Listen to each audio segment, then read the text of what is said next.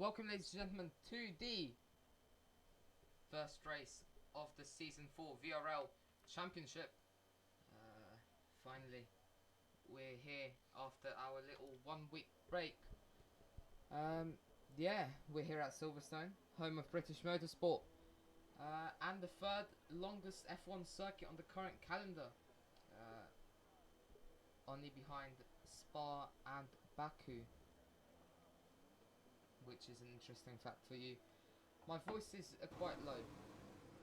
Is that better, Alex? Yeah. Hold on, I think I might have just killed everybody's eardrums there. Right, yeah, okay. Anyways, we're now here for Q1, for this Q1 session with the brand new grid. Yeah, the brand new grid in Tier 1 after 3 people got moved down in Tier 2 and 3 people got moved up.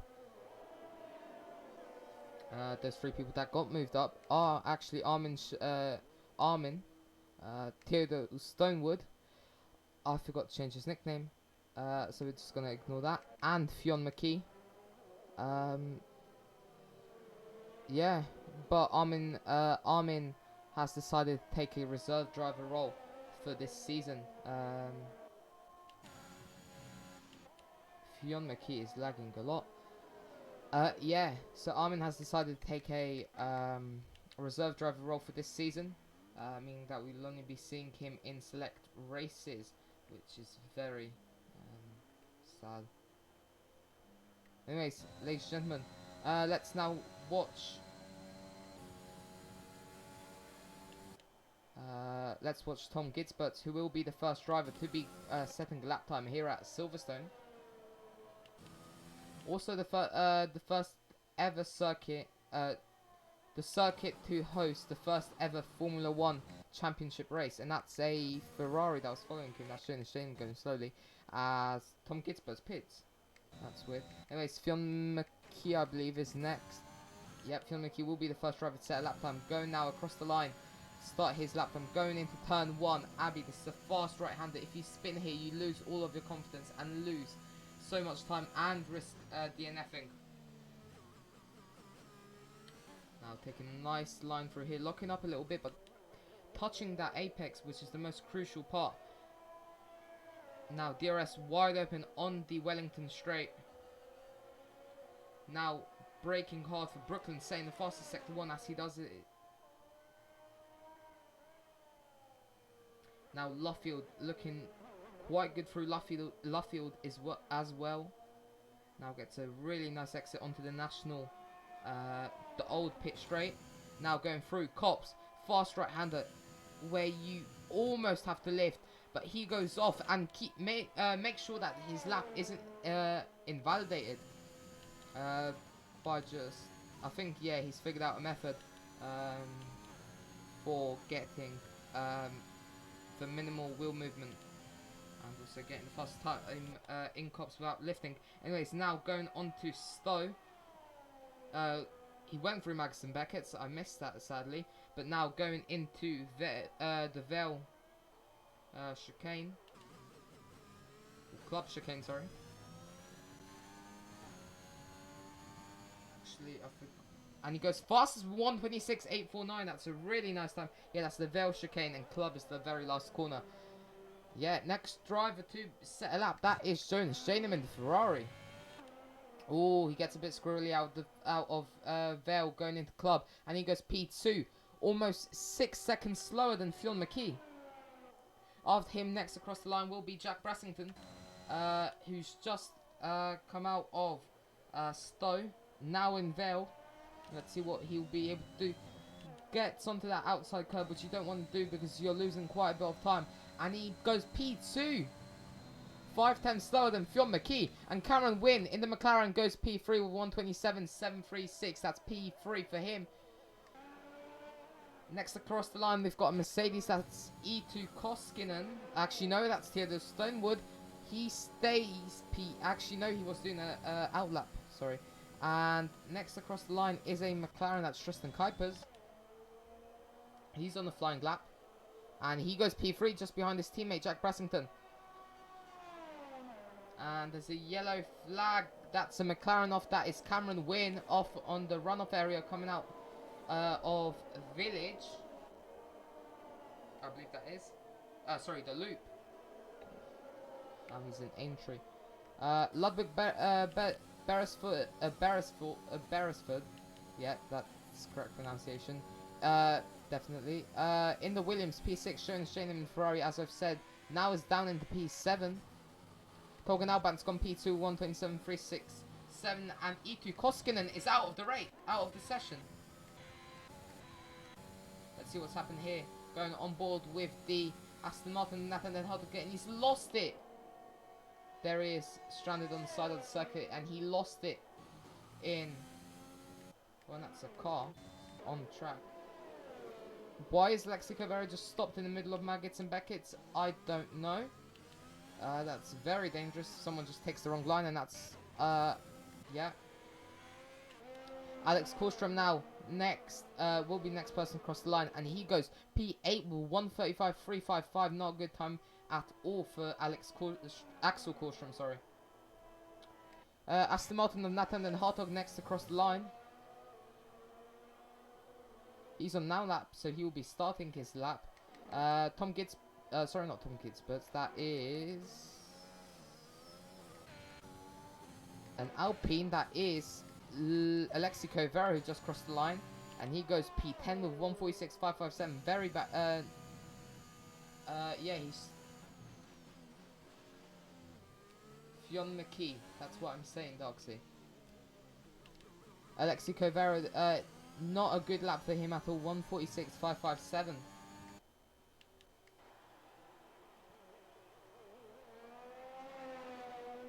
Harmon's on now lap here. He will be starting his lap. Let's go through. Let's go on board with him through this lap. Cutting a lot of that apex into Abbey now. Farm curve. Sorry, this is a very important corner to get right. If you get a very good exit out of here, and you get a good exit out of here, the loop. Sorry, it was Village. That's the right hander, and then the left hander just went through. Is the loop, and the final corner of that section is Aintree. Now Wellington Straight, he locks up a bit going into Brooklands, but sets the fastest sector 1. Now leaving Luffield going into Woodcote. This is this tiny right-hander here that leads onto the national pit straight. Now Cops, this is so important to get right. Oh, and he spins. Fanatek has spun. Sorry, Armin has spun. Coming out of Cops, that's really, really unfortunate for him. And there's a yellow flag in Sector 3. That's an Alpine going slowly. Sorry, a Williams going slowly. That's Ludwig Beresford. I think he was just charging up for his lap.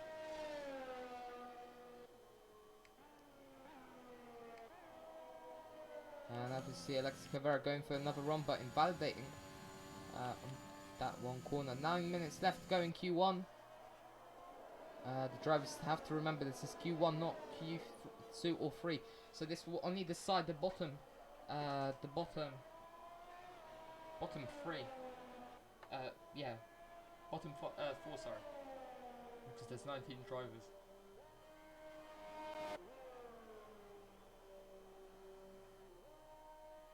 Yeah, Fionn McKee. Fionn McKay.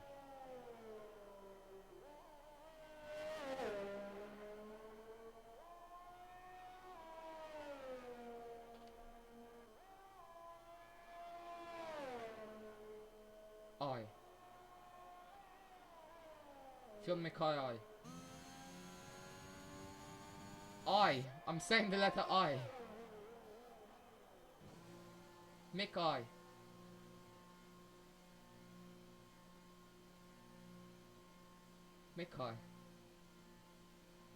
Yeah, that's it. Just I mispronounce every driver's name on the grid. Like you've got Lawrence Shellfish here, Ruben Lippiat, Fionn McKay. Yeah, Sam Zabadami. Going for Cops. Quite a nice line through Cops there for Sam Zabadami in the Alfa Romeo. Anyways, Fionn McKee is still P1. with a time of 1:26.849.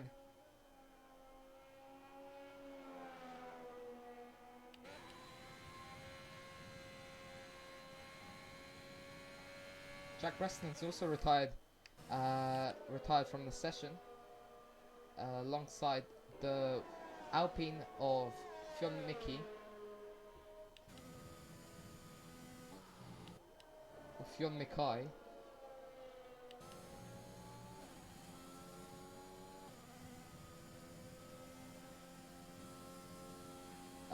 Anyways, Cameron wins on the flying lap. He's got the fastest sector too. Now coming out, going into Woodcote, getting very close with that wall. Now, Cops looking very good. Oh, he could have taken a much better line there. He had to lift. You could hear from his throttle. You could hear his throttle lifting. That definitely cost him a couple attempts.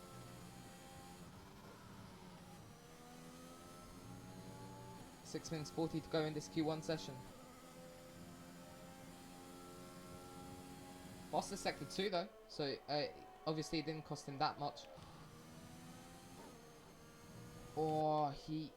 And he invalidates sadly. That was an excellent lap that he was doing, Cameron Wynn. He had to brake mid-corner. That lost him so much time and ultimately led to his invalidation of the lap. Anyways, he's going for another lap straight after. He got onto that curb a bit too quickly. He lost it seems as though he lost so much time there because of that. Armin's gone P6. Funatek in the AlphaTauri, the reserve driver who came P3 in the championship in Tier 2, is currently P6 in his first Tier 1 qualifying session. It's a stellar drive from him.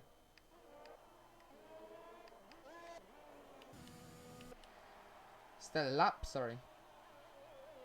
Cameron Wynn now takes a much better line going through Cops. It seems as though he's gained a bit more time. Now Maggots Beckett's looks quite good through there. A bit of a lift through Maggots, though. That might have lost him some time.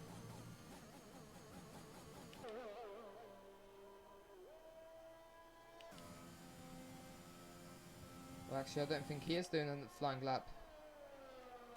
To be honest, I cannot tell. And yes, he's pitting.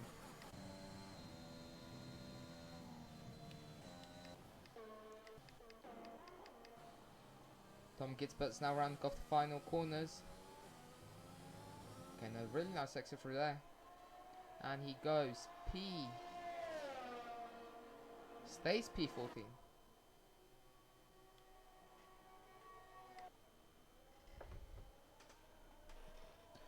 Right, ladies and gentlemen, we haven't watched Aidan Brown, so let's give him some pressure. Let's put some pressure on him, sorry. Looking quite nice through there.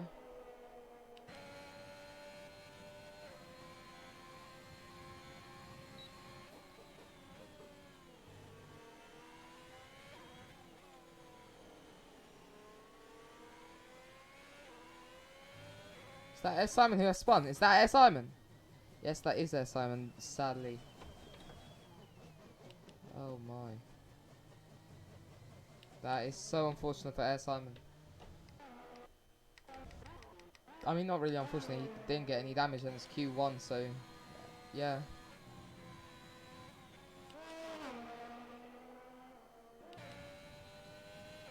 Axel Kullstrom's P3 now. Togen Albant's gone down to P4.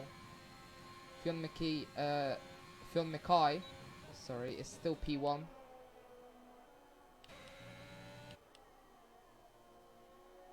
And Aidan Brown now rounding off the final couple of corners. Looking very nice and clean through there. What time is it going to be? It's a 1:27.866, putting him up into P10. Knocking Theodore Stonewood and Ludwig Beresford down into P11 and P12.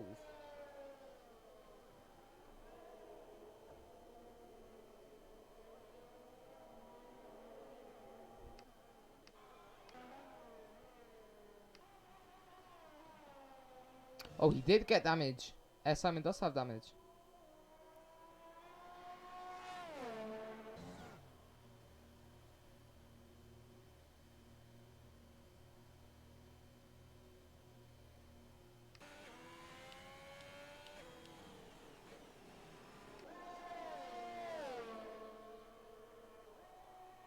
Bum, bada, bum, bum.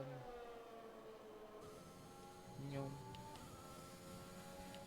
Right, top 3 have all retired. Let me just put my microphone volume down so you don't hear that annoying squeaking sound. That's my mic being annoying as always. And there's a move happening in qualifying.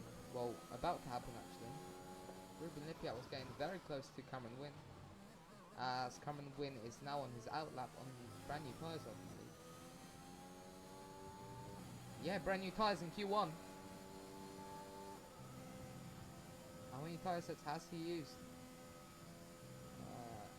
At this point, I honestly do not know. I think he's used 3 sets so far.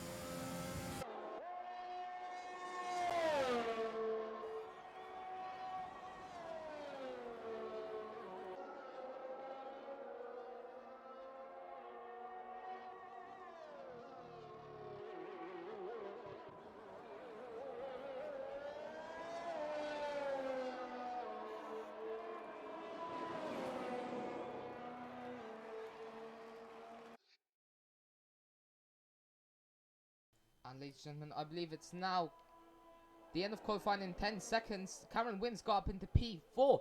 Lawrence Shelvish in the Aston Martin P3. And Aidan Brown's moved up into P8. Behind him, we've got Armin Schlomer. As you can see, I have no idea how to pronounce it. Alexi Cavera in the other Alpine in P10. P11, we've got Tom Gitzberts in the other Alpine. No, sorry, in the Williams. Then we've got Jonas Shane and Ruben Lippiat, Theodore Stonewood, Ludwig Beresford, Simon Kucera, Nathan and Hartog, Sam Zabdami and Itu Koskinen. And this is in the provisional finishing order. We've got a couple cars still doing laps. One of them is Lawrence Shelvish.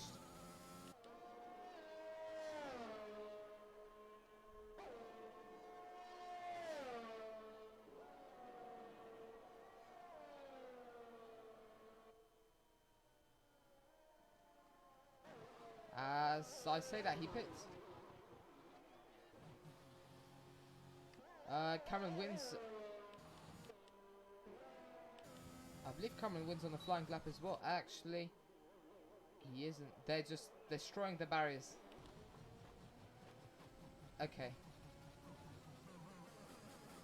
Okay. Right. They only need 2 cars on track right now, so I mean, yeah. Don't understand why they're doing it. Okay. Yeah.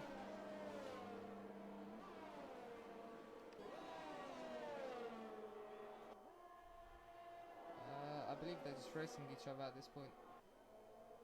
And also, if they, yeah.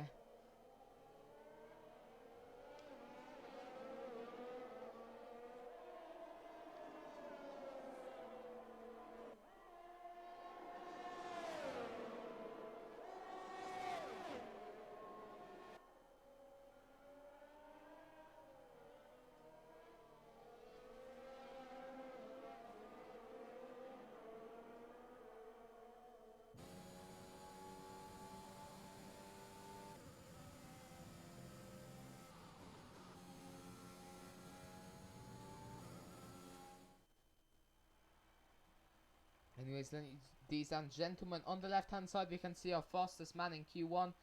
It's Fionn Mackay. Yeah. Then behind him we've got Jack Brassington. Then we have Lawrence Shelvish, Cameron Wynn, Axel Korstrom, Tolga Alban, Tristan Kuipers, Aidan Brown, Armin Schlomer, Alexei Kovera, Tom Gitzberg, Jonas Shane, and Ruben Lippiat, Theodore Stonewood, and Ludwig Beresford. All of them move up into Q2. And those who don't make it are Itu Koskinen, Simon Kusera, and one other car, Nathan Den Hartog. Oh, actually, there's one more car that the other car that does not make it, I believe, is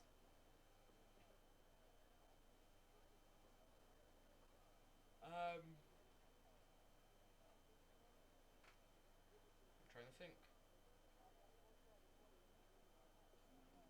I have no idea.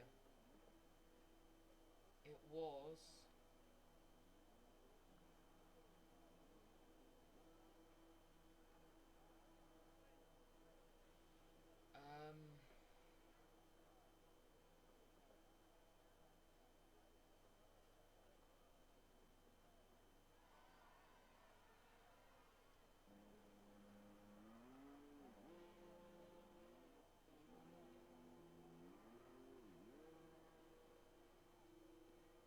yeah, I'll figure it out later.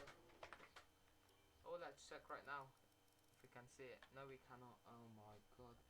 Right. It's an Alpha Tauri leading the pack. That's Armin Schlomer.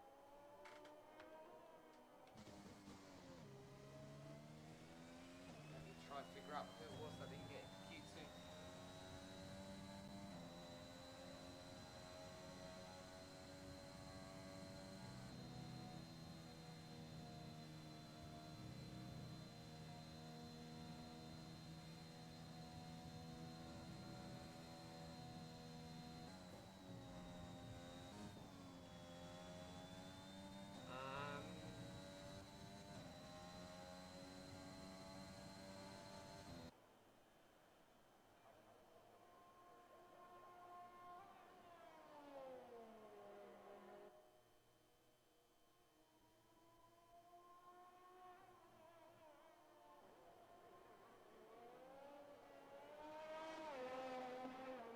Right, ladies and gentlemen, let me take you through a lap with Armin Schlomer around the Silverstone circuit.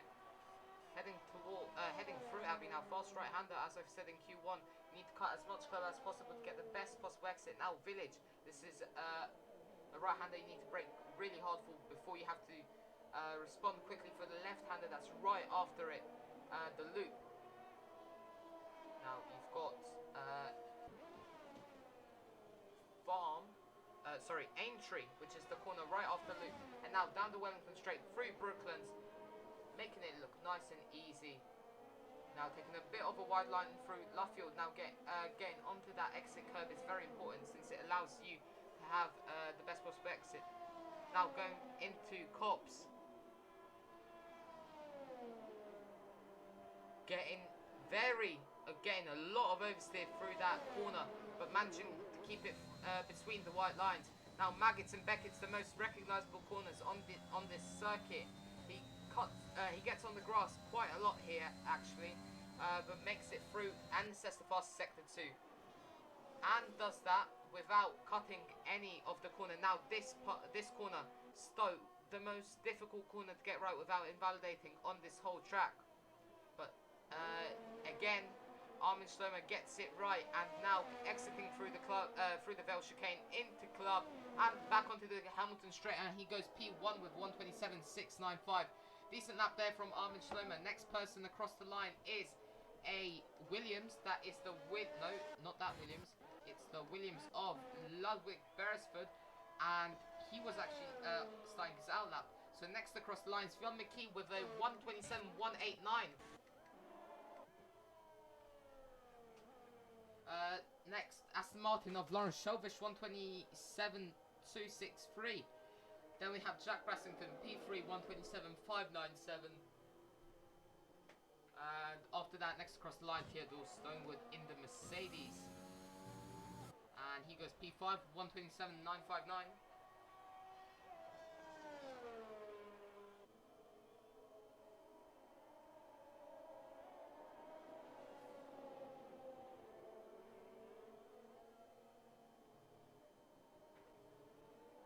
And that's a Alpine goes slow. That was Phil McKeela in the car past. Aidan Brown's now in P7. Axel Korstrom's made his way up into P3 with 127.581. Armin still has a very good lap time. Yeah.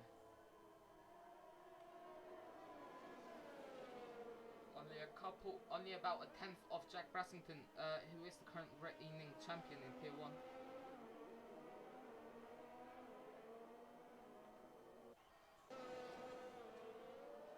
That was a Ferrari completely cutting across the track, I believe.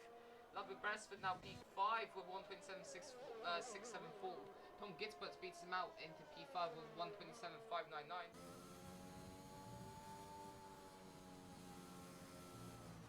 Next across the line is a Red Bull, that's Tristan Kai, Jack Brassington, who is looking to see if he can set a much faster lap, which yes he doesn't.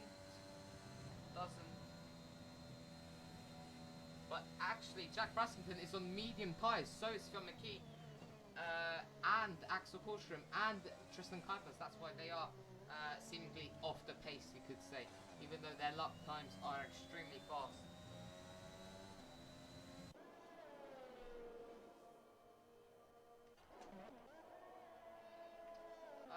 Next person is a McLaren, that's Cameron Wynn.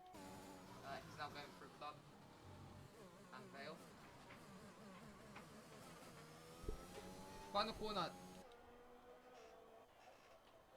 Had an excellent lap, P3, 127.435. Really good lap there from Cameron Wynn on the soft compound tyres. That's a red stripe tyre. And for this race, I believe the different compounds are...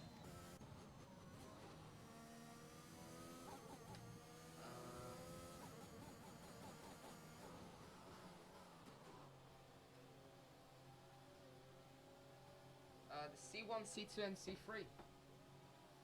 And now, ladies and gentlemen, let me put you on an audio effects lap with Lexi Cavera. So enjoy that.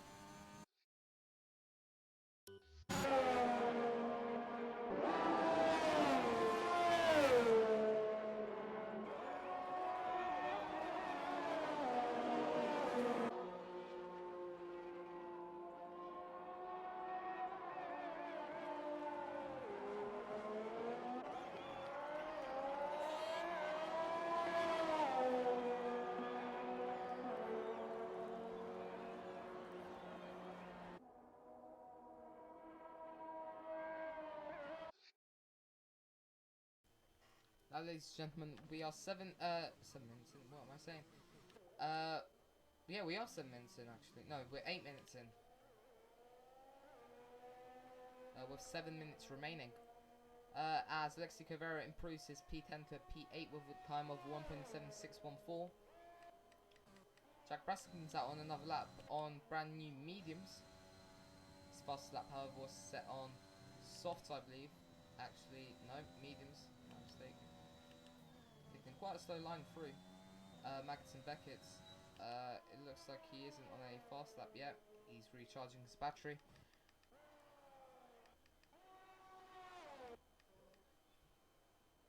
There's not many people on track right now. There's 5 people on track. 6 if you're counting the person who's currently driving through the pit lane, into the pit lane. And I think Jonas Shannon's run out of fuel. He has. Jonas Shannon's run out of fuel. He's got 0.7 fuel. So he's just going to proceed to completely cut Brooklands. Which works, I guess. 2 cars on track. 4 cars on track, actually.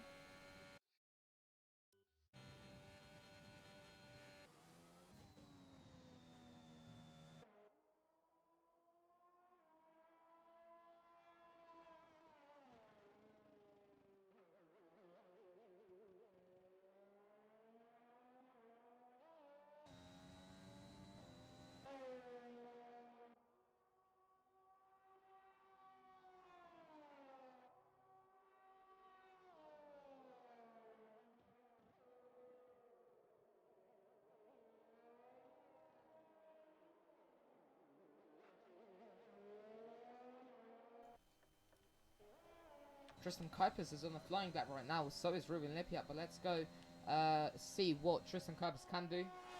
Fastest sector 1, challenging Fionn Mackay.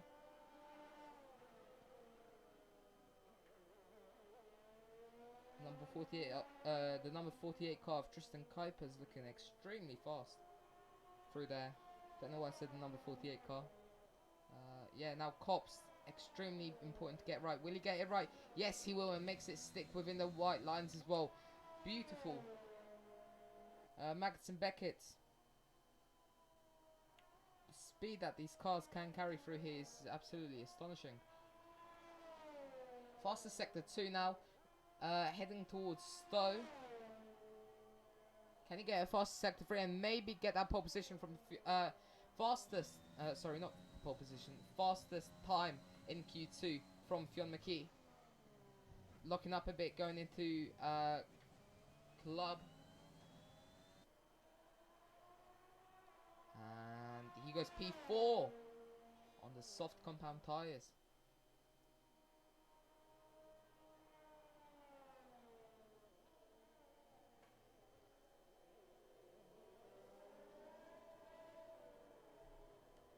Ruben Lippiat is also settling for lap time, so is Theodore Stonewood, but let's see what Ruben Lippiat can do.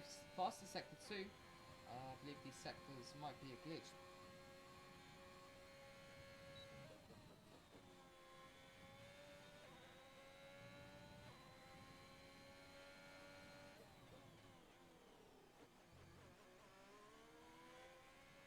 Looking quite good for here now, club. Let's see what time you get out here.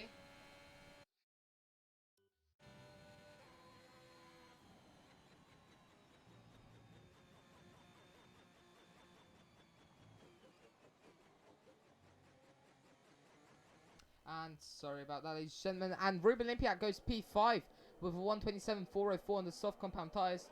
Good lap there from him, and that's McLaren going slowly. That's Cameron Wynn just letting cars through.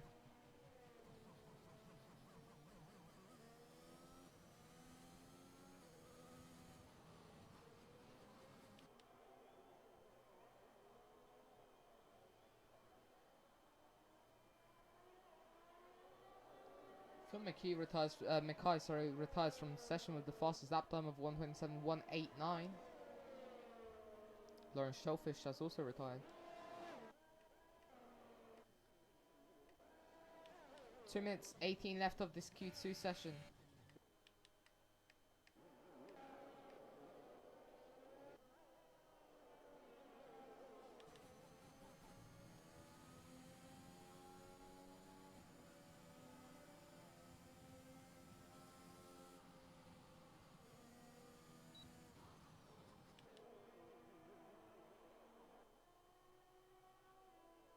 Top 3 have retired from Q2 once again. To not waste their tyres, and also for the session to end more quickly.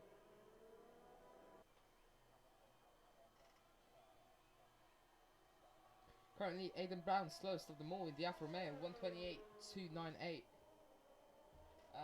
And Armin Schlomer, once again, first qualifying session, well, second qualifying because it's Q1, Q2, Q3 of Tier 1. He's P9 currently, so he will make it into Q3 at this rate. If only one car in front of him improves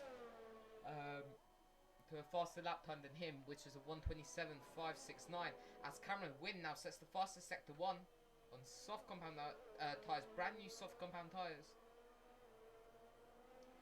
Tom Gitzbus has crashed out.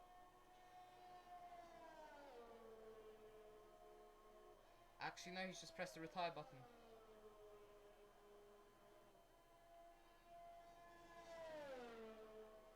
Magnussen Beckett's for Cameron Wynn, looking really nice through there. Absolutely beautiful, these cars. Oh, but he invalidates on the exit. That's a waste of a lap then, isn't it? Let's see what time he would have done, even though he's invalidated.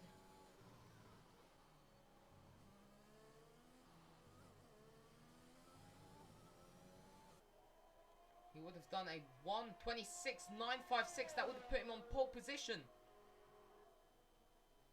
that would put him fastest in this session. Sorry. As Ruben Lippiat, Alexi Cabrera, and Aidan Brown have all finished their laps. Aidan Brown's not improved from last place, which is, yeah. Axel Korstrom goes fastest with 1:26.606. What a lap time! 5 times faster than Fionn Mackay.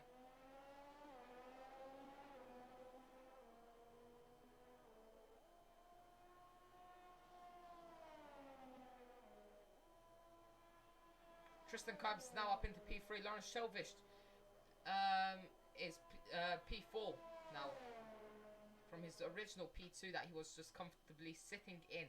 Cameron Wynn is now about to finish. Is now going into sector 3, nearly very close to finishing his lap time. Now let's see what kind of time he will be able to do in this Q2 session. Let's see if that performance will reflect into the upcoming Q3 session. So let's hope he doesn't invalidate here, keeping it considerably tight, but lost a lot of time there on the X. He must have held the brake all through the corner.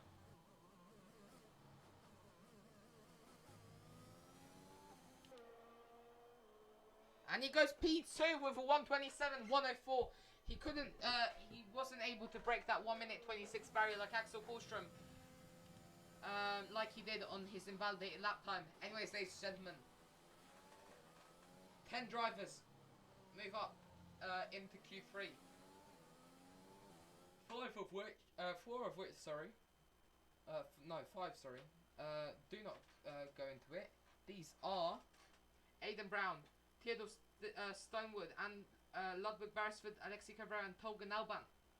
Those 5 drivers are not moving into Q3. However, Tom Gitzberts, Ruben Lippiat, Jonas Stainham, Jack Brassington, Lawrence Shelvish, Armin Schlomer, Tristan Kuipers, Fionn Mackay, Cameron Wynn, and Axel Korstrom all move into Q3, and it will be Armin Schlomer's debut Q3 session here at here in Tier 1. He's only 6/10 off the pace of the Haas. So let's see how the top 10 will pan out.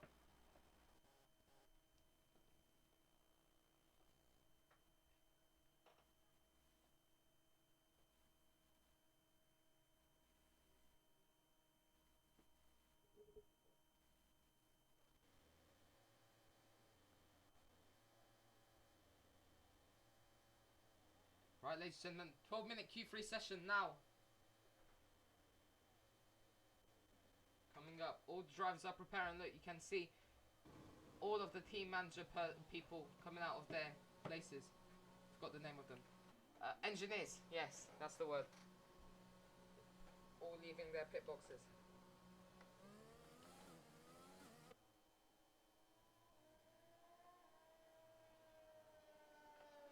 Love how the camera had to pan there. Anyways, Tom Gitzberts, but will be the first driver to set a lap time.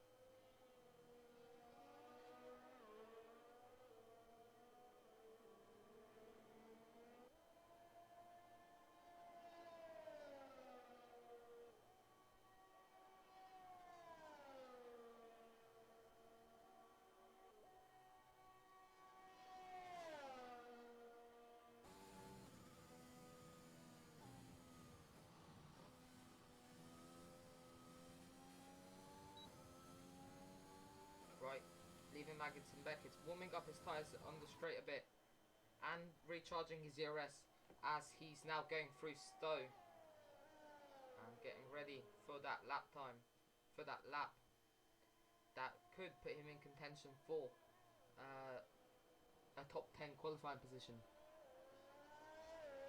which everybody is in contention for because it's the top 10, only top 10, yeah.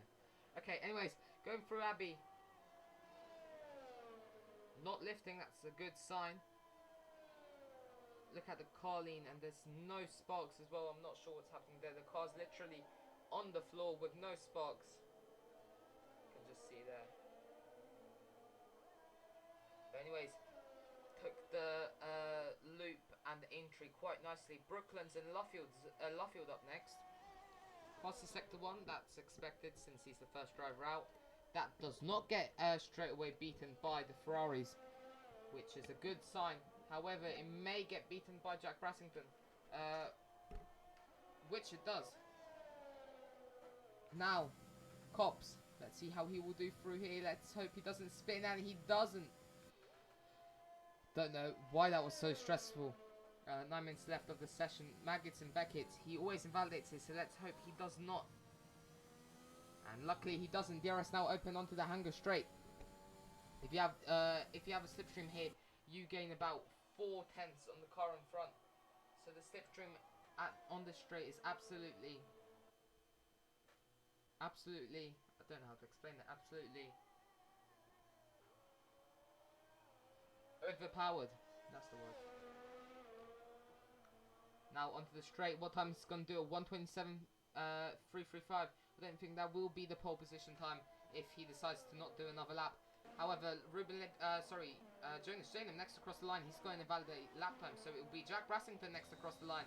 He does a 1:26.908. That's a really good lap time there from Jack Brassington, but that gets immediately beat out by Fionn Mackay with a 1:26.705. What a lap time there. Now, next across the line, we've got the Aston Martin of Lawrence Shellfish, who will be now starting his flying lap. But he's invalidated because of an invalidation on the previous lap, so he will have to go again. We've got Armin Schleimer now, who's going to be next across the line after Tristan Kuipers, as Tristan Kuipers goes P. Actually, no, has just started his lap time. It wasn't an outlap. Now, Armin has also just finished his outlap.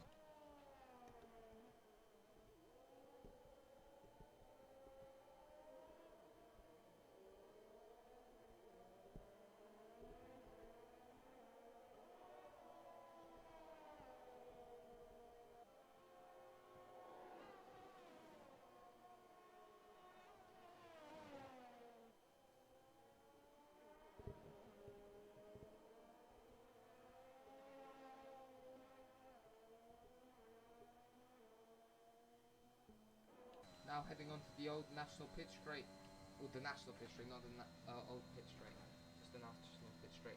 Looking quite good through there. Hopefully he doesn't invalidate. He doesn't. Keeps it within track limits. Well, not really, but takes the escape route to the game. Yeah. DRS now open. Wellington straight. Once again, most powerful. He does have some slipstream from the Red Bull in front. I don't think he is close enough to actually utilise it. Now Stowe, does he invalidate? No, he doesn't. Keeps it within the white lines once again. Now the Vale chicane, the hardest chicane to do properly and be fast through it. And he goes P7, 1:27.609. Jonas Janum's now into P6 with a 1:27.556. Cameron wins P5, 1:27.387. Tom Gitzbert's now P4, and Tristan Kuipers is P3 with 1:27.119. Next person to complete a lap will be, do a flying lap, will be Ruben Lipiat. Axel Korstrom. So, the only driver who hasn't set a lap yet. And where is... Oh, he's there, never mind.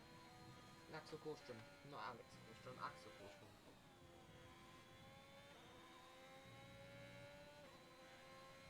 Hi Scott, you need to be in the top 3 of the championship to be promoted.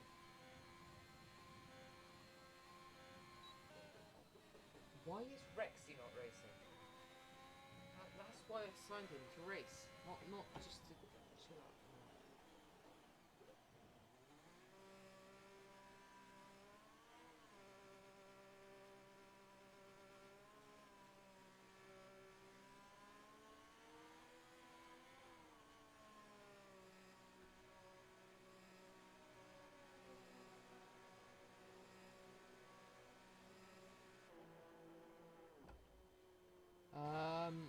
Ruben Lipiat's now on his flying lap.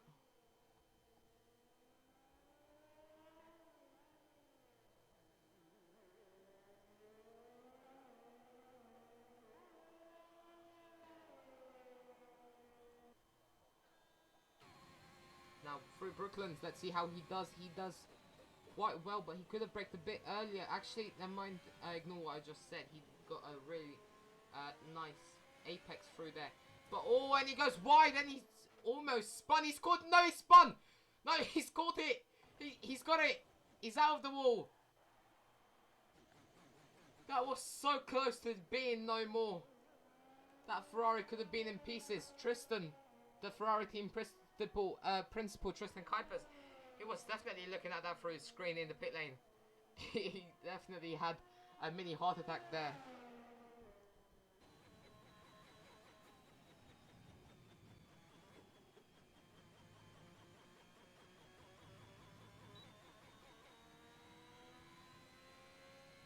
It's really unfortunate for Ruben Lippiat. He'll have to go again. He's got 3 minutes 40 to do it. As cars are now leaving the pit lane, that's Axel Kullstrom and Cameron Wynn. Oh, and that's Ruben Lippiat, who's going extremely slowly. I think he's just recharging his battery a lot. Or not. What is he doing? Oh, I think he wants to get the slipstream of Armin, who's pitting.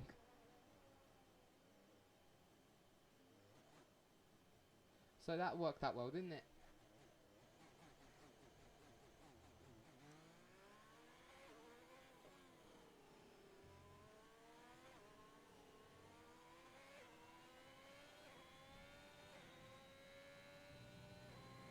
We'll have 2 minutes 59 to complete his lap time, or even do another one. Looking quite good through there. Now, Village looking good. The loop also looking quite nice. He missed the apex there, but could have been a bit better. Through Aintree he goes. Now up into Brooklands, down the Wellington Straight. Looking nice and tight through there. Next corner is Luffield, which is this one right here, and this little right-hander here is called Woodcote.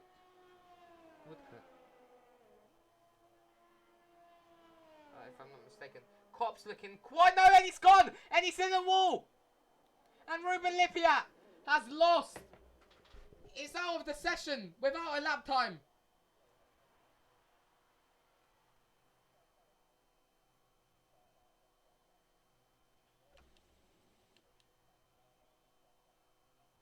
That was a really heavy impact. He did the exact same thing I did yesterday.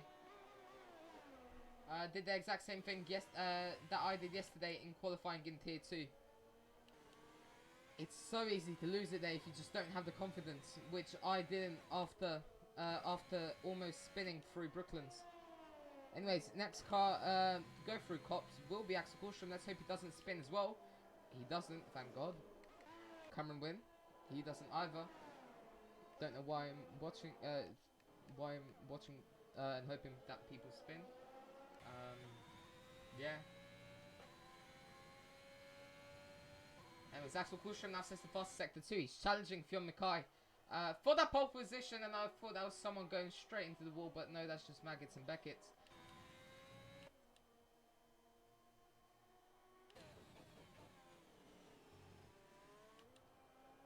Vale looking quite nice. He tapped the curb there. That must have lost him a bit of time. But now he goes P4 with a 1:27.070. Two drivers who have punctured the 1 minute 26 lap time. Or are in the 1 minute 26s. That's Fionn Mackay and Jack Brassington. Who's just set the fastest sector 3 and gone and just increased. And is only 4 thousandths of a second behind Fionn Mackay now. 14 seconds left of this Q3 session. 9 drivers have set the... we've got 9 drivers left in the session. One of which, the 10th driver lost it in Cops. Now, let's see who will get that pole position. Tristan Kuipers just missed the line, so he cannot set another lap time. So he's in. He's also now into the 1:26s. He's done the and is in P through 1:26.885 for Tristan Kuipers. Then we've got Lawrence Shelvish, who's also challenging for pole position. Let's see what time he'll be able to do. Will he be able to beat that 1 minute 26.705? No, he won't. He improves, but not enough to get into the 126s. Setting the fastest sector 3 along the way, though. Next along, we've got Jonas Shanum. He could be an unexpected pole contender since he showed some pace. But no, that isn't. It isn't meant to be. He goes P7, 127.365. Next, we've got Axel Korstrom is pitted. So then we have Cameron Wynn, the McLaren. He is challenging for pole position, and we've all seen that by his excellent pace throughout these qualifying sessions. Where's he going to go? He goes P5 with 127.054. Seems he's struggling quite a bit currently. Fionn McKee next across the line. He goes even faster with 126.419. What a lap! Tom Gitzberg next across the line. He goes P7, stays P7, 127.225, but his time immediately gets beaten by Armin Schlomer, 127.202 for him. And that's the end of Q3. Ladies and gentlemen, this will be our top 10. We've got Fionn McKee on pole position for the first time in Tier 1. At his first race in Tier 1 as well. Then we have Jack Brassington, P2, the reigning champion. Tristan Kuipers, P2. He is the Season 2 Tier 1 champion. Then we have Lawrence Shelvish, who joined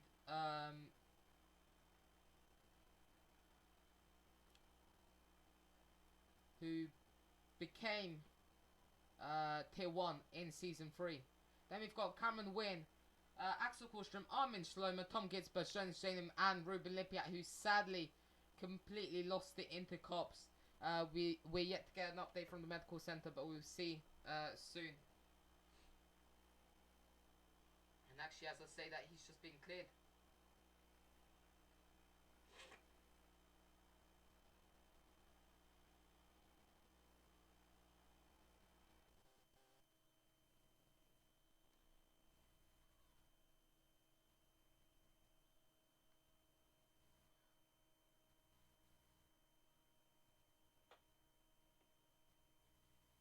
Anyways, ladies and gentlemen, let's go now into this.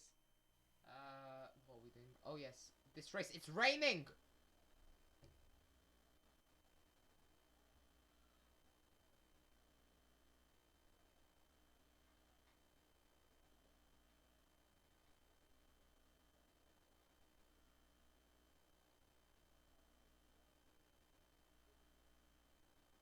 Ladies and gentlemen, formation lap is in 15 seconds, so I'll be back in 1 second.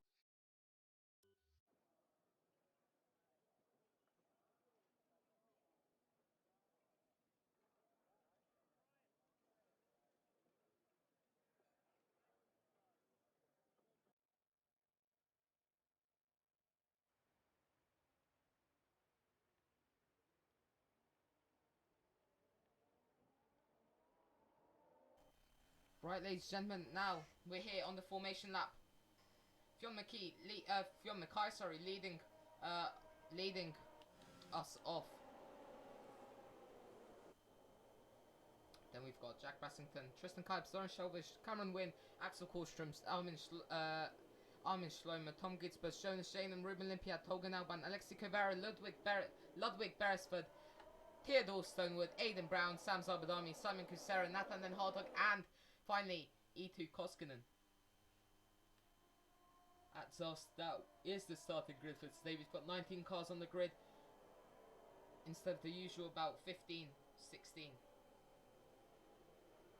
that you're used to seeing in Season 3. And it's raining, so we'll have a very chaotic first lap. I'm calling it right now. So let's get everybody's predictions in your chat. What do you think is going to happen? If there is anybody watching.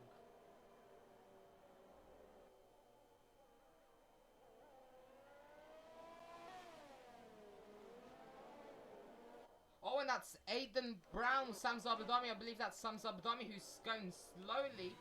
I believe he might have, I think he might have spun actually. No, that's Aidan Brown. That's Aidan Brown who spun.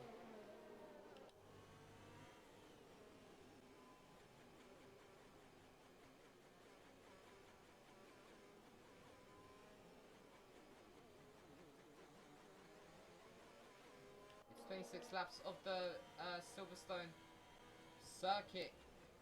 Fionn McKee is now reaching the Vale chicane. Fionn McKay is now reaching the Vale chicane. Ita Koskinen's just about reaching, it's not even in slow, he's just at the speed trap actually.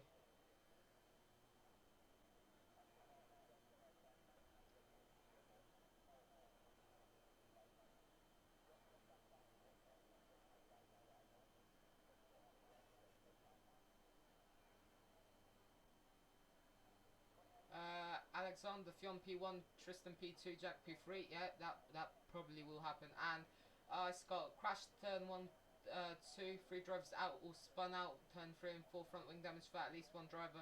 After the first DRS, one more off. A lot of people wide in cops, and one at least that crashes out. Yeah, that will happen. I mean the exact same thing happened in tier 1, tier 2, sorry. So it probably will happen here. Anyways, it's 1 light, 2 lights, 3 lights, 4 lights, 5 lights, and we're racing in the wet here. And Armin Schlomer and Axel Kallström both have drive-through penalties. And that's Lawrence Shelvish drifting across the start-finish straight. Jack Preston has jumped Fionn McKee, who's now up into P4. And there's so many people wide. And there's someone spun out. That is Alfa Romeo. That's some dummy spun out. And there is more contact happening at the front of the field. Someone seen there's front wing damage flying everywhere. An Alpine, that's Fionn McKee and Lawrence Shelvish fighting it out. Fionn McKee's on the inside, was on the inside. Now, Tom Ginsberg's going past Fionn McKee, who seems to be lacking pace in these wet conditions. And that's Armin Schlomer, who spun. That's Armin Schlomer in the back of the field. You can just see him spinning.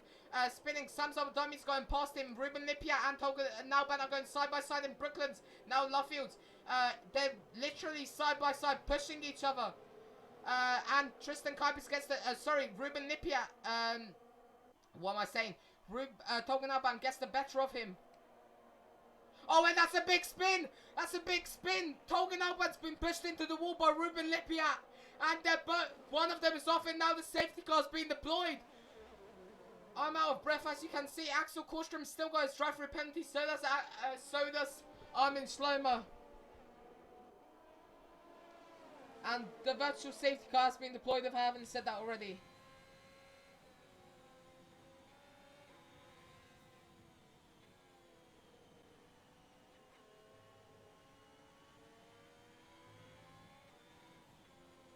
And Axel Kallström is now going in to serve his drive-through penalty, I believe. I'm not sure if you can serve it on the VSC. And the safety car, virtual safety car has gone. Jack Preston sets the fast lap of 1:52.821.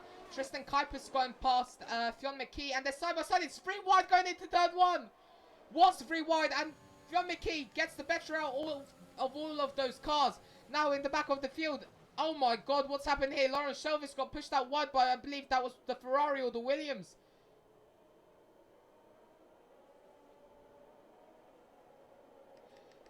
Sam Caceres going past Axel Kallström, who's just exiting the pit lane now.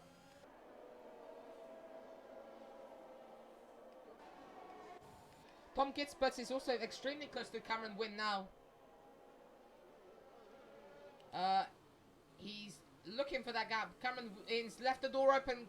Tom Gitzberts tries to go for it, but just loses traction on the exit and gets oversteer through there. Now we've got Ludwig, Beresford, Ruben Lipia, and that's Axel Kallström who's off. He's spun.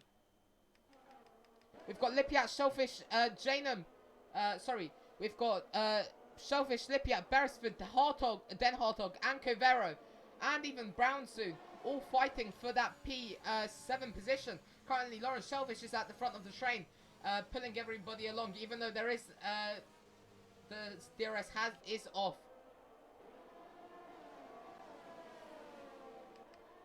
Alexi Covero is also now in the slipstream of Nathan and Hodok. He's going to try pull out to the inside. He's pulling out to the inside, but he thinks better of it in these treacherous conditions.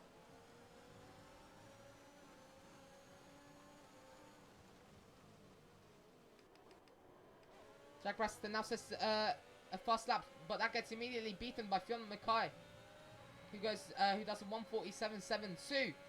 Now we've got Jonas Janum, Ruben, Lawrence Ruben Lippiat on the back of Lawrence Shellfish.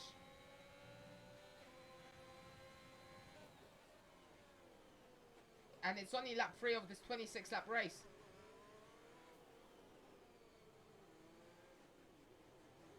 We're only about 1% into the we're only about 10% into the 1% into the race. And that is yellow flag. That's somebody who spun. I don't know who has. That is Phil McKee who spun. Phil McKee, the man everybody thought would win the race, or is contender to win the race, has spun out in these conditions. It's not going to it's not going his way, as Eetu Koskinen is going around the outside in Luffield. And does he make the move stick? Sadly he doesn't, but maybe he'll get it done before a Cobbs. Or is he going to try and make a move into Cobbs? Phil McKee's already built up a gap. As I say that, Nathan Den Hartog's also extreme, again, very close to Ludwig Beresford. He's almost tapped the back of Ludwig.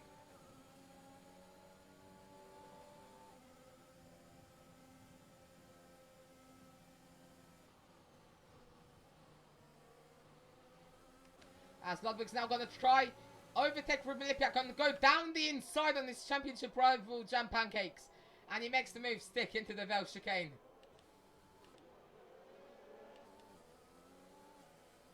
Super clean move there from Ludwig Beresford.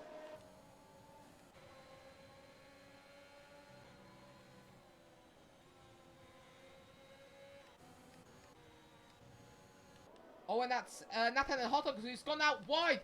And he's just hit the breaking board barrier. And that's Ruben Lippiat sliding across the track as well. What's happened here? And Alexi Cabrera's going to go around the outside into Village. And there's like 18 cars here. What's going on? Absolute carnage. And there's a car cut in the grass. I don't know if you saw that at the back. And now Axel Korstrom has pitted. And Phil McKee's going to go around the outside of Ruben Lippiat. What a move. Is he going to make the move stick? Yes, he is. He pushes Ruben Lippiat into ultimate defeat.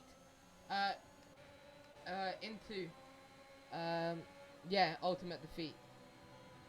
Don't know what I just said. Sounds grammatical. As Ruben Lippiat's going wide into Cops. And Aidan Brown's going past him. And now Eetu Koskinen's going side by side. And also Nathan and Hartle gets past that. That could have ended very badly, and the rain's starting to ease off, it seems like. And soon, in about 5 or 6 laps, it may be time to go onto the intermediate compound of tyres. As Phil McKee now goes down the inside on Alexi Covero. Around the outside before, on the straight before Stowe.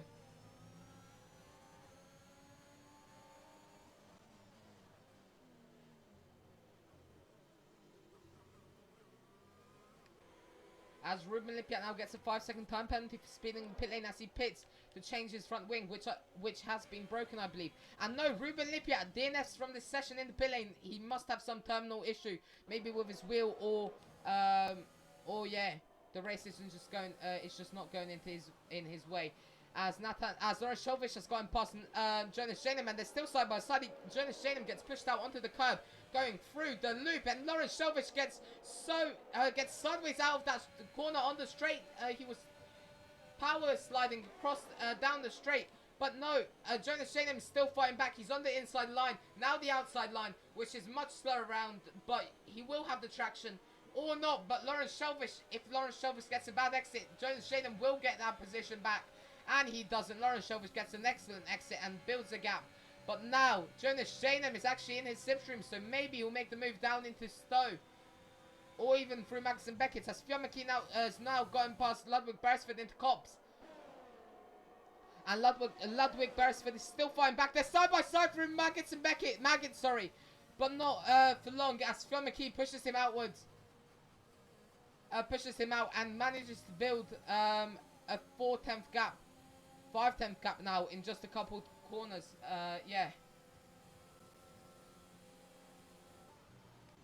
As Jonas Janum's also now back onto the back of Lawrence Shelvish. Is he going to try and make the move down here? No, he isn't. He's too far back. But maybe next lap, as Eetu Koskinen gets another 3-second time penalty.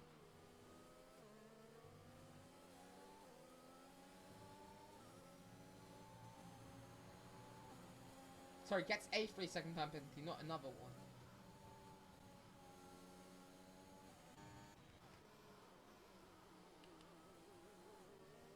As shown the Shading's now out of the session. What's happened here? And the safety car's being deployed. What's happened?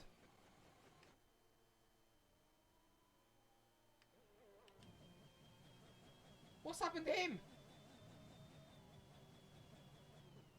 Oh, there's his car stranded on the left. I believe he just lost it. He lost it, or he may have been pushed by Lawrence Shelvish. Because in these wet conditions, everything's really unpredictable.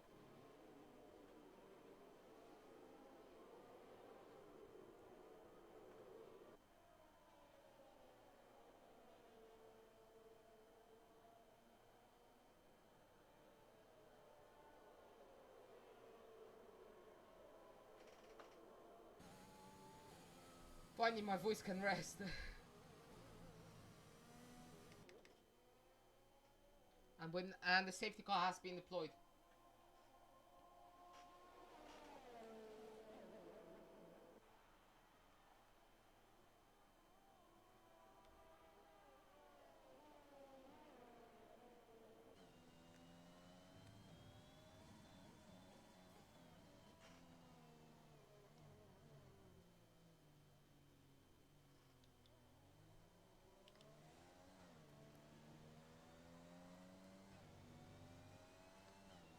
And Lawrence Shelvish is now pitting. I believe he might have damage. Let's see. What he does. Or he might actually go into the intermediates. Mercedes is also pitting. That's Theodore Stonewood.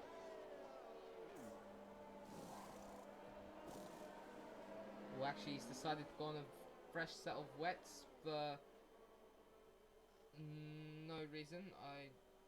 Okay. Sam Kisera now gets a 5-second penalty for speeding in the pit lane.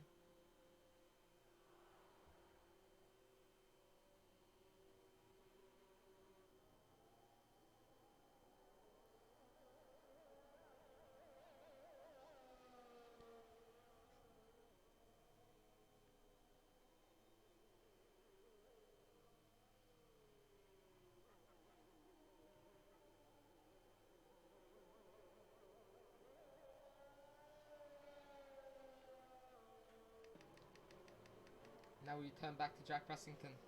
Safety car will probably be in this lap or next lap. Probably next lap, since they're now almost approaching sector 3.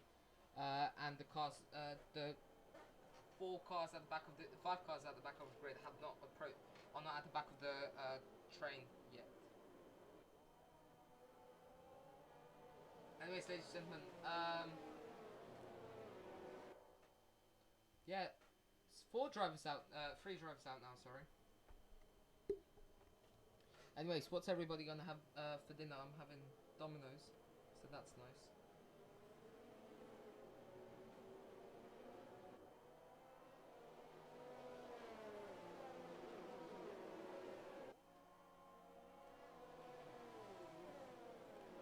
Safety car's driving quite quickly, actually. To be fair.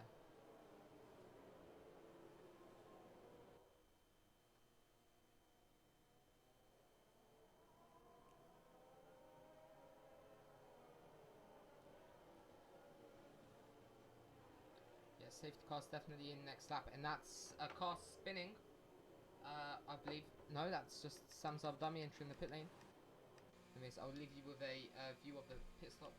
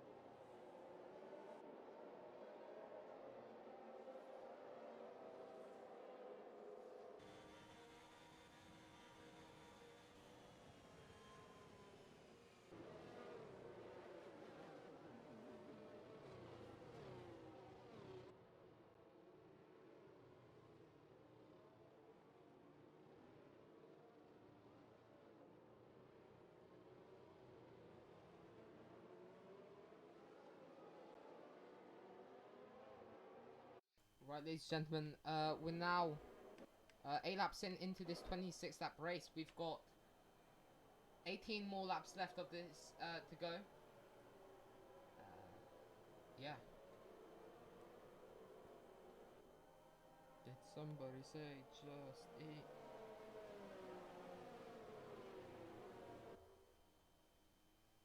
Actually, the safety car might be in this lap if Simon Sarah hurries it up.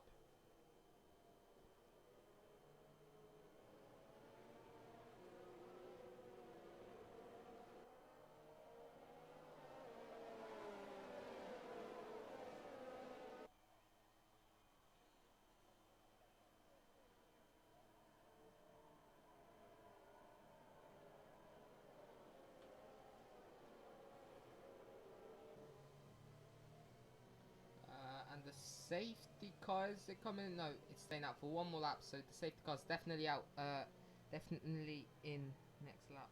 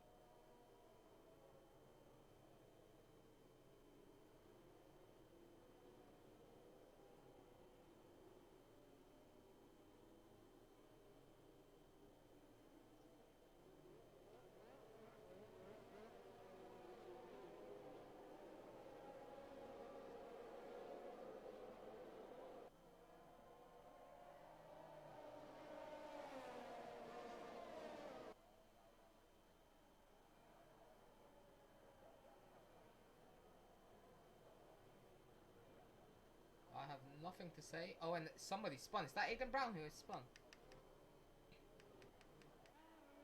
Yeah, I believe it is.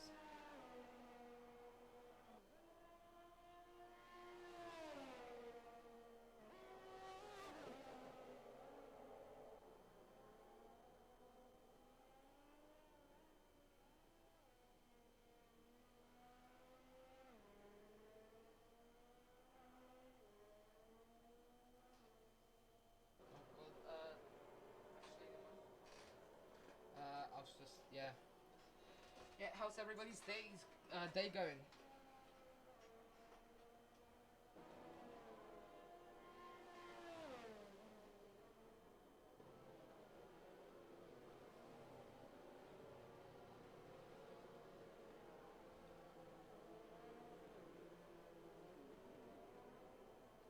So, ladies and gentlemen, if you are a Sky Glass or Sky Cube customer watching this race, then press the red button on your remote to rewind to highlights that have happened in this race. So, for example, we've got Jonas Janem's DNF, which we didn't catch on camera, but you can see when it happened. You can see Tolgan Alban and Ruben Lippiat both DNFing, and you can see the excellent battle between. Excellent battle between Phil Mackay. Anyways, the safety car is in. Jack Preston gets an excellent start, and it we're green now. Jack Preston, as I said, Jack Preston got a really good start. Doesn't seem like there has been any instance behind. It's looking quite clean actually. Yeah, yeah, quite a nice clean safety car restart, if I do say. And nobody's overtaken anybody, so I don't need to break my actually, as I say that, Lawrence Shelvey, that's Ethan Koskinen in the wall, as Lawrence Shelvey and Nathan and Hardog are going side by side, and no, Lawrence Shelvey just spun, he spun and he's reset the track. Lawrence Shelvey's reset the track, and Simon Casera has to take very aggressive avoiding action to not hit him, since he wasn't ghosted. Because he reset the track, so that will definitely be about a 5 or 10 second time penalty for him. As Fionn Mackay's going past Tom Ginsberg's going into just before cops, and Axel Korsham's going past Theodore, and that's someone in the wall. That's Theodore Stonewood. Theodore Stonewood, who's crashed on the straight. I believe he must have got hit by somebody. Lawrence Shelvish gets past him, and Ito Koskinen also gets past his teammate, who spun. Sean Mackay's getting very close to Cameron Wynn. Is he going to try and make the move down the inside in the Stowe? Yes, he will, which he does right now. He pushes Cameron Wynn out offline to get to give himself the best possible exit as Tom Gisbus gets a 3-second time penalty. Next up for Fionn McKee is Tristan Kuipers, the second of the two Red Bulls, right in front of him. No, that's Tom Gisbus who spun in the grass. He's spinning in the grass. Fionn McKee now sets the fastest lap of the race. And Sam Zabadami also gets past Tom Gisbus. He's lost so many positions through that. And Aiden Brown's also getting past him. They're side by side going into Abbey. Aiden Brown gets past easily.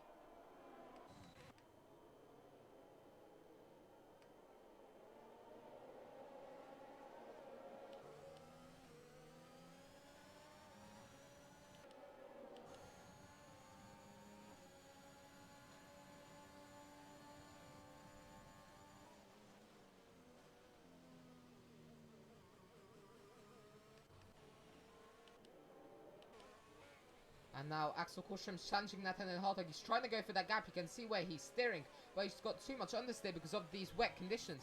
And Alexi Cabrera is also challenging Ludwig Beresford, so I have no idea where to look right now.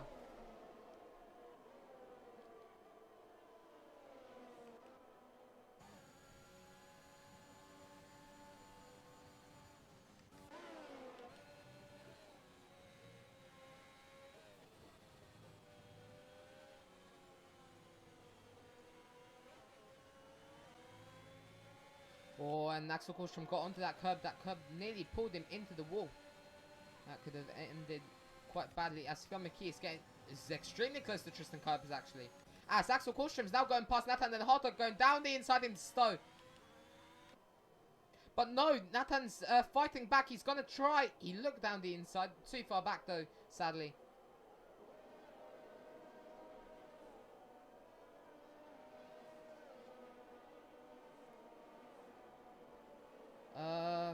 Yeah. Not much going on actually. As I say that, Lauren Shelvish is now trying to get past Simon Serra. He's only 2 tenths back. And all he's doing is making sure that, looking to see if Simon makes a mistake, which he does. And no, Simon closes the door completely on Lauren Shelvish. That may have to be investigated by the stewards. That was a very aggressive move to keep that position. But no, Simon Serra almost loses it on the exit of the loop and gives the position to Lawrence Shelvish.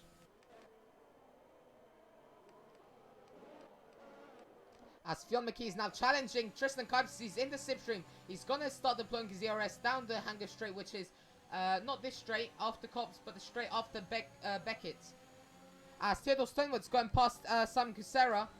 Oh no, they're still side by side, and then they touch! They touch! And Theodore Stonewood got pushed onto the runoff area. And as I say that, Fionn McKee is now challenging Tristan Kuipers. As you can see, I have nowhere to look. Everywhere something is going on. And Fionn McKee's look down the inside for a bit to show Tristan Kuipers that he's in his mirrors.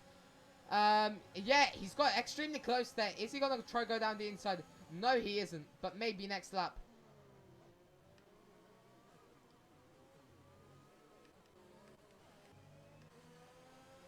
Actually, Jack Brassington makes a mistake. He goes that wide and they've gained quite a bit of time on him. And now, actually, whilst that's going on, Theodore Stonewood's now extremely close to Simon Kucera, even after that little incident of theirs.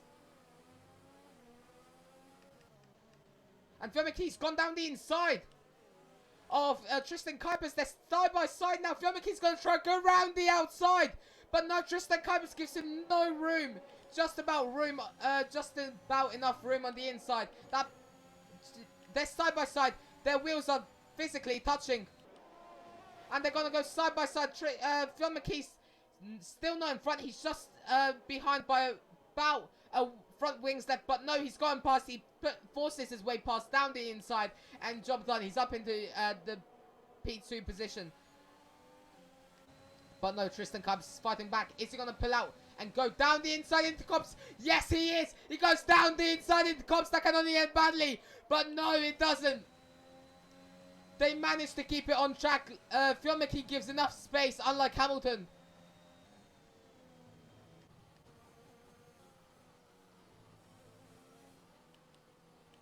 Sorry, actually not unlike Verstappen.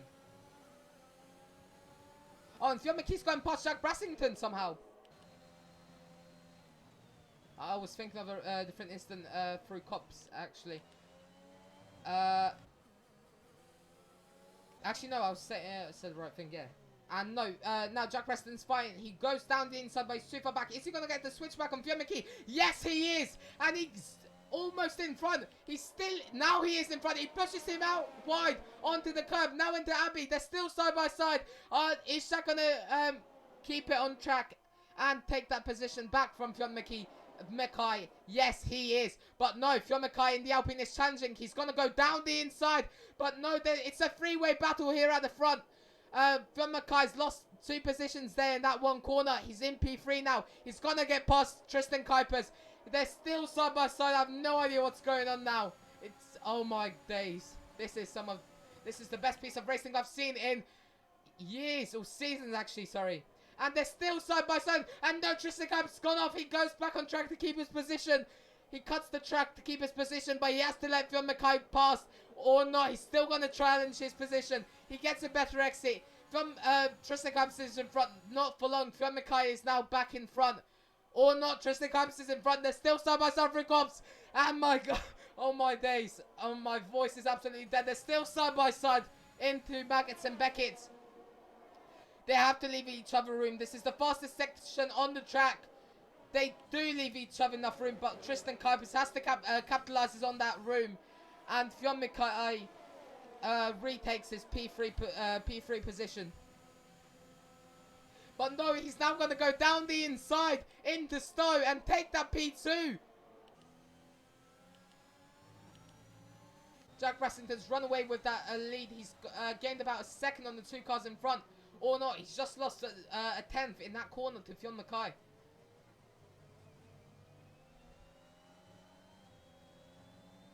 And finally, Fiumicki created the gap to Tristan. And yeah, he's pulled away. That was some of the most intense racing I've seen in my 4 seasons here at VRL.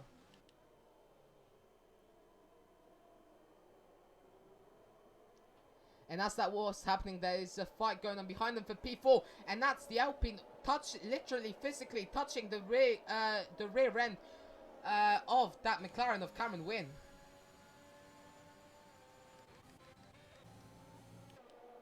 Sadly, it won't be a Cameron Wynne. Sadly, it won't be a win for Cameron Wynne today at Silverstone. Since it seems he's lacking pace. But as I say that, Alexis Covera goes down the inside into the outfield. They're still side by side.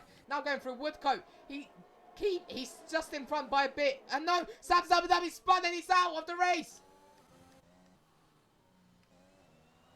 And he's lost it there, in the same place as Sebastian Vettel did.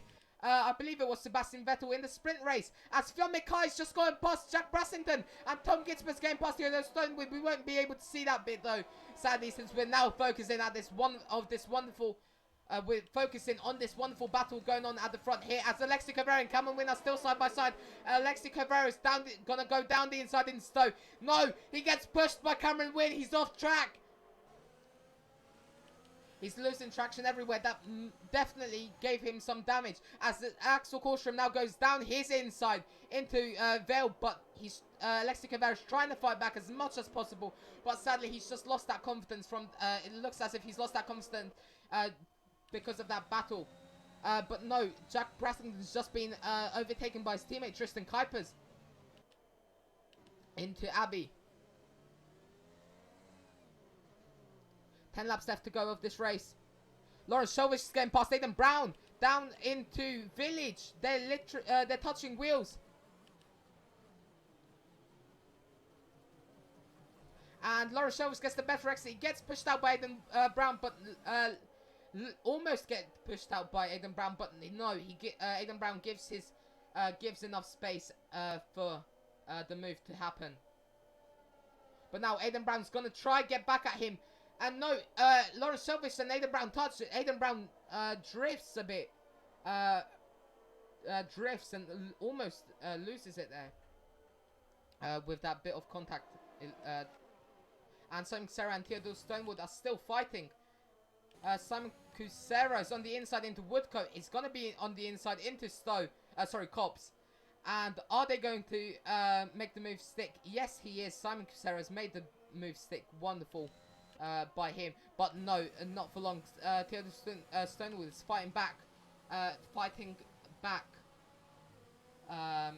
now Simon Cusera is getting pressured by him, heading onto the Hanger Straight, shall I say.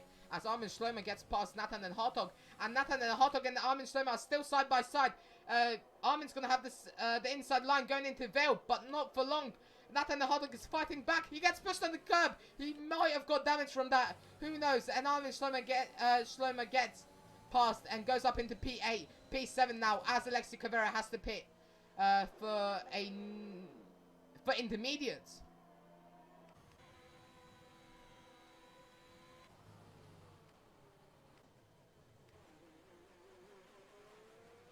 Nine laps left. It doesn't look like it's intermediate conditions for now. Actually, there's less standing water than there was. So maybe Alexi Cavera's made the race-winning call here and gone on to those intermediates early. And now Lawrence Shelv's getting past his teammate Nathan and Hardog, who seems to have lost a bit of pace. Oh, and now the Alfa Romeo's almost gotten past Nathan and Hardog. Aiden Brown challenging him. Was challenging him through Luffield, but now he's lost quite a chunk of time on the exit. As Axel Korstrom is now challenging Cameron Wynn.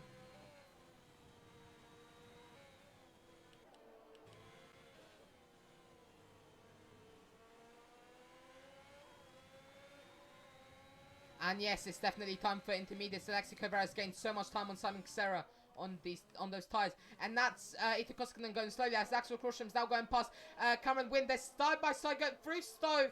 They touch. Cameron Wynn has to cede position to Axel Ostrom, and they touch. He hits his rear end. He hits his rear end with his front wing, outbraking himself. And it may be due to the lack of grip. They're all on wets except Alexi Cavera, and that's Ito Koskinen who's spun. And Simon Cusera is also pitting for the intermediate compound tyres. I think he may have made the right call alongside Alexi Cavera, since Alexi Cavera has gained so much time on the cars in front.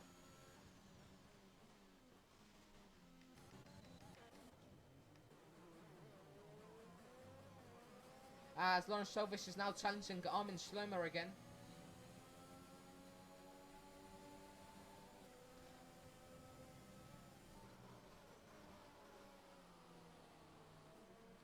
He's getting very close.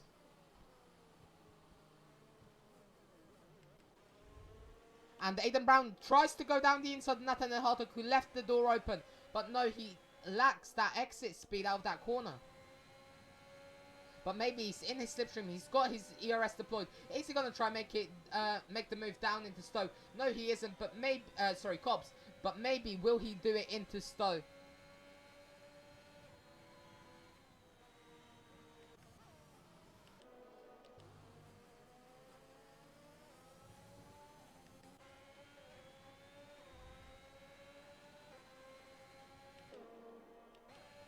And it's Aiden Brown going side by side with Nathan and Hartog now going into Stowe.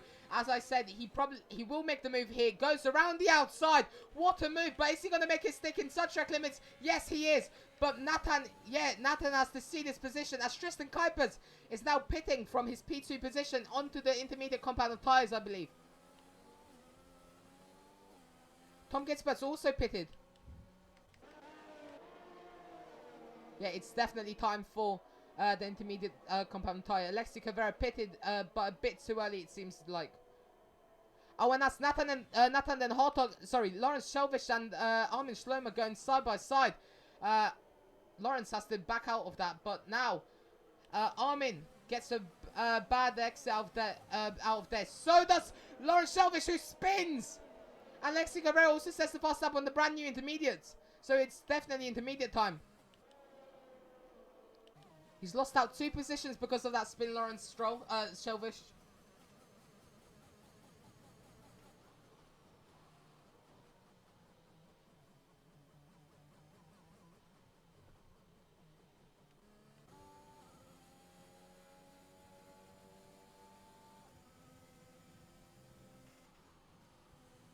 And the flag in sector 2, that's Sam Xero spun on the brand new intermediate compound of tyres.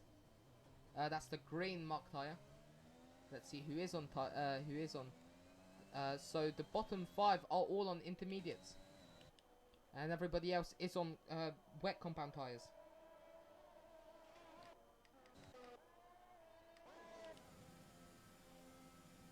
So now it's so many people are pitting. You've got I already see 2 cars, 3 cars in the pit lane. 3 cars have pitted.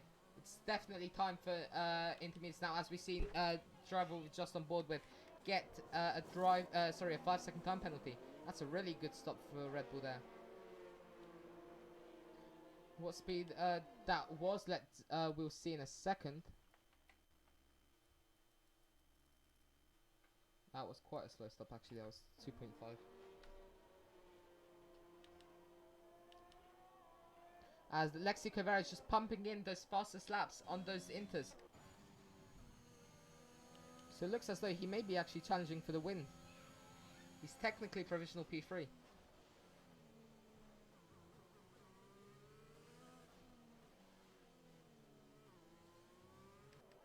As Tom Gitzbert and Nathan and Hartog are going side by side. Nathan has to take the curb. His car completely jumps over it, but Nathan is still fighting for that P12 position. He's in the slipstream. He's got the ERS. Is he going to try and make the move down into Brooklands? No, he isn't. He's just too far back once again. It seems as though his only chance is to make the move stick into Abbey. Sorry, not Abbey. Village, the loop, or entry.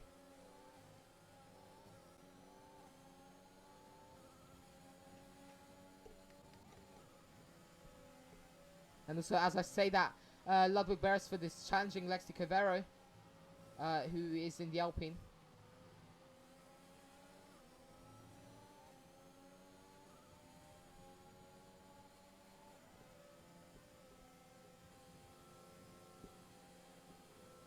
And actually, let's go away from that for a second as we see Lawrence Shelvish getting challenged by Jack Bassington, who's on brand new inters.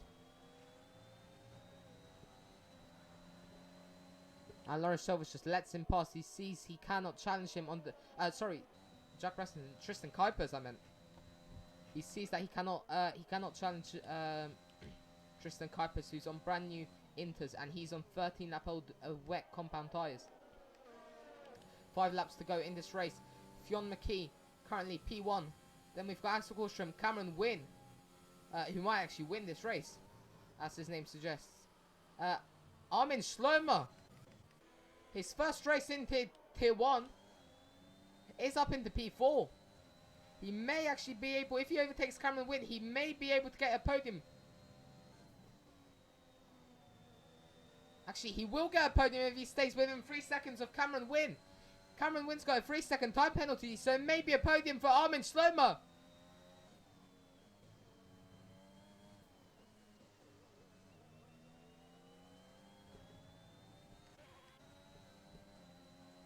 And Armin is gaining a lot of time on Cameron Wynn.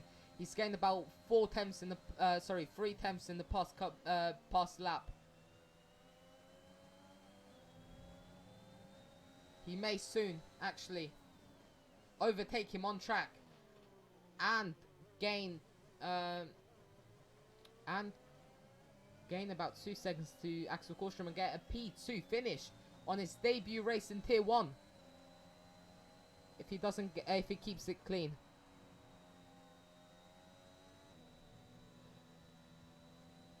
This is really stressful descending into the race. It's 4 laps to go.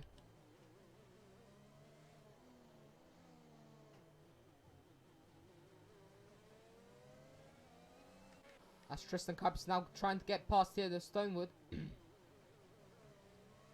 who's got a 3-second time penalty. However, Tristan Kuipers has got 6 seconds of penalties. And they're side by side.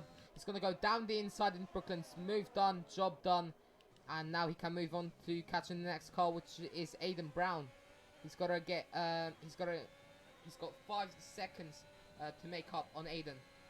And he's already gained 5 tenths in the span of a corner. Right.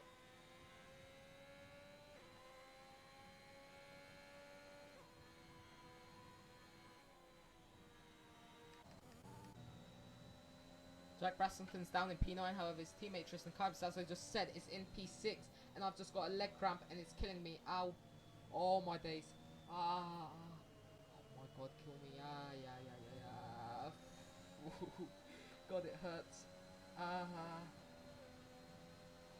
And Jack Brassington is going to go around the outside, fastest sector 2. Goes around the outside of Lawrence Shelvish into Stowe. Oh my days, it hurts. Oh, it hurts. Oh. Ay. It hurts. Oh, Christ. And that's a spin for a Mercedes. That's Ito Koskinen who's spinning around on track in the loop. Well, entry now, actually.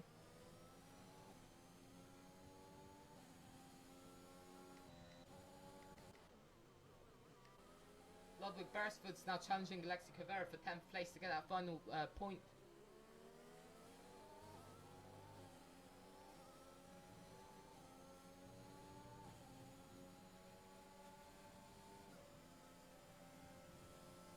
And Armin Schlemmer's got a 3-second time penalty. So now he definitely has to overtake Cameron Wynn to get at the podium.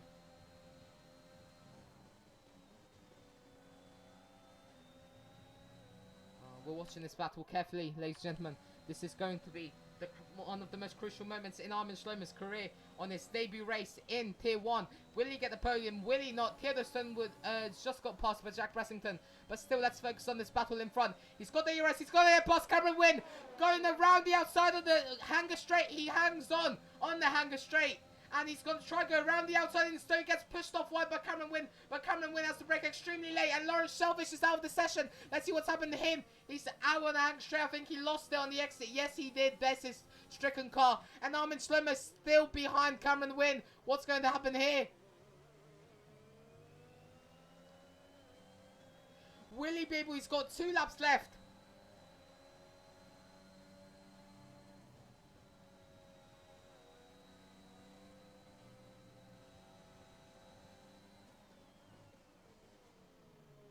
He's got 2 laps left to overtake. He's side by side. He's going to try to go down the inside into the loop.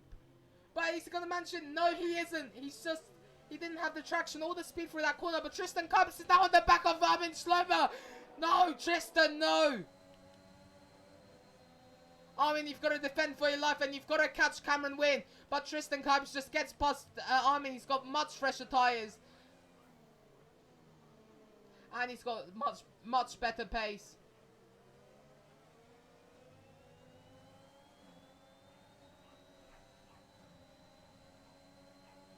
Tristan Kuipers now goes up into P3, but if Armin overtakes Cameron Wynn and stays within 3 seconds of Tristan Kuipers, he will get the podium. He's got 2 laps left to do this. 2.5 laps, sorry.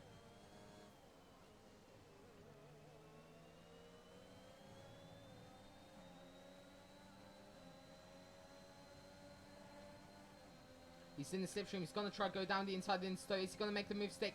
No, he isn't. Yes, he is. No, he isn't. Cameron is going to completely close the door on him. And, yeah.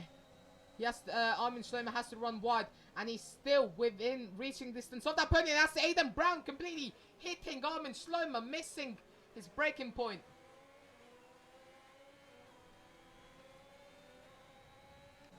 That's Jack Brassington on back of Aiden Brown challenging him as well.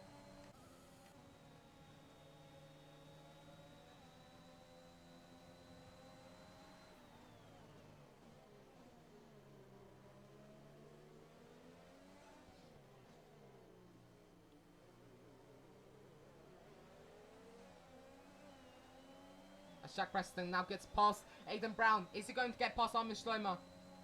As Lexi Cabrera now gets past Theodore Stonewood, who's struggling a lot on those wet compound tyres. As Jack Brassington tries to go around the outside, he doesn't have the grip though.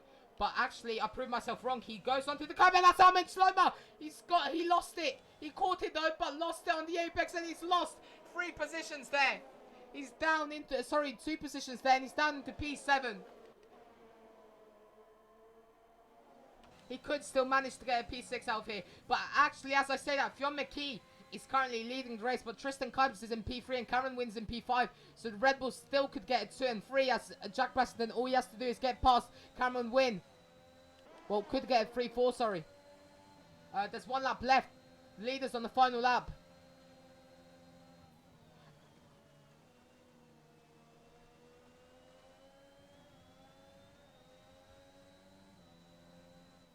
Jack Preston now got past Cameron Wynn. Actually, as I say that, he doesn't. And he gets past him in the middle of the Vale chicane. But Cameron Wynn is still trying to defend his position as much as possible.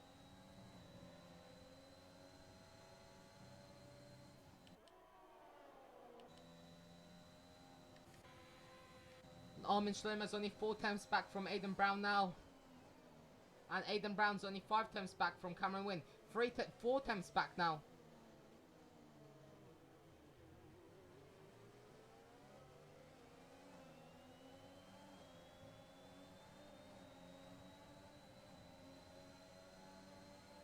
It's the final lap. It's all or nothing here. Now for Funatech, for Armin Schleimer, for Aidan Brown, and for Cameron Wynn. It's all or nothing. And even Alexi Cabrera, who's now tried to go around the outside of Armin Schleimer. And also Ludwig Beresford, who tried to go around the outside of Alexi Cabrera, going around the outside of Armin Schleimer, who tried to go around the outside of Aidan Brown. And it's a three-way battle here in front. We can see it's side-by-side through Cobbs. Between Armin Schleimer and Alexi Cabrera. Armin Schleimer gets a much better exit than Aidan Brown. It's a 4-way battle. It's it's a 2x2 grid here, basically. Just all bunched up in Maggots and Beckett. And as I say that, Fionn McKee wins and drifts across the line. And the 2021 VRL Season 4 Tier 1 British GP. A very well deserved win. But as I say, Ludwig Beresford's going past Armin Schleimer. It's all or nothing for Armin. Is he going to try get that P7? Is he going to be greedy with that braking? Yes, he is. And no, he spins himself out. And Armin Schleimer loses 3 positions. And he loses chance of having more than 1 point. Of gaining more than 1 point. That is so unfortunate for Aidan. No, Cameron Wynn also spins. So he goes up into P9. And he gets his maiden points, gets 2 points on his maiden outing in Tier 1. It's a very good job for him by Armin. Anyways, congratulations to Fionn Mackay, Axel Kallstrom and Tristan Kuipers. Stellar drives from all of those 3 drivers. Absolutely wonderful. And here we have the driver of the day, Aidan Brown. Who doesn't have a bid in real life. He's 14 or 13 actually. And here is our podium. We've got Fionn Mackay on the top step of the podium, the British flag driver. I thought he was Irish. Anyways, oh wait, there isn't an Irish flag in the game, is there? Oh right. Anyways, then P2 we have Axel Kallstrom, the Swede. And then in P3 we've got Tristan Kuipers, the Dutchman. Anyways, here's our final finishing order. Fionn Mackay wins the race by 22.995 seconds. Axel Kallstrom in P2. Then we've got Tristan Kuipers, Jack Brassington, Aidan Brown, Ludwig Beresford, Theodore Stonewood, Alexi Cabrera, Armin Schleimer, Cameron Wynn, Tom Gitzberg, Nathan Den Hartog, Simon Kucera, Eetu Koskinen. And then for our non-finishers, we've got Lawrence Shellfish, Sam Zabdami, Jonas Janum, Ruben Lipia, and Tolgan Alban. So we've had 5 non-finishers in this race. So ladies and gentlemen, on behalf of the whole commentary team, thank you all for watching the stream today. And we wish you the best rest of your day. And as well as that, if you want to see the full race results after penalties, further penalties have been applied, we suggest you join our Discord server, which is linked in the description of the stream. And also, if you want to race in this league, then make sure to join the Discord server as well. Anyways, ladies and gentlemen, thank you for watching and have a great rest of your day.